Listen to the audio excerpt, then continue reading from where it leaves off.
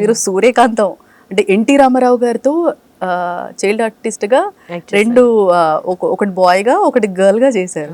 So ఆ experience ఎలా ఉన్నింది సీనియర్ ఎన్టీ రామారావు గారితో మీకు? అప్పుడు ఏమైనా తెలిసింది కొంచెం అంత తెలియదు, కానీ మా నాన్నగారు చెప్తూ ఉండేవారు, ఎన్టీ రామారావు గారు, అక్కినేని నాగేశ్వరరావు గారు అంటే ఎవరు అని అంతా చెప్తూ ఉండేవాళ్ళు అనమాట.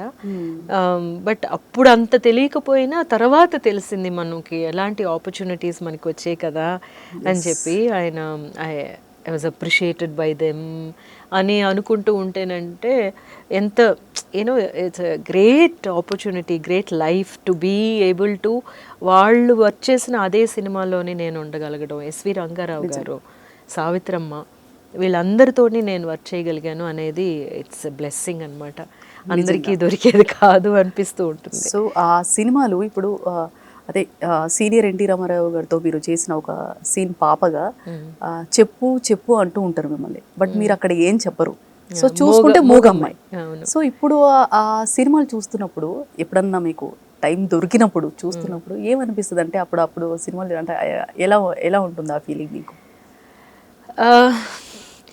వాళ్ళందరూ నాకేమో కో ఆర్టిస్ట్లు. అవును నిజమే. But no, great people and yeah I really feel like you know నాకు ఎంత అదృష్టం ఉండుంటే ఆ ప్లేస్లో నేను ఉండుంటాను. ధైర్యంగా ఏమి తెలియదు కాబట్టి, భయం అంటే ఏమి తెలియదు కాబట్టి నాన్నగారు ఎలా చెప్తున్నారో అలా చేసేసి వచ్చేసాను అంతే తప్ప మనకి ఇంకేమీ తెలియలేదు అన్నది. బాగా చేసేవే పర్వాలేదే అనిపిస్తుంది అనమాట.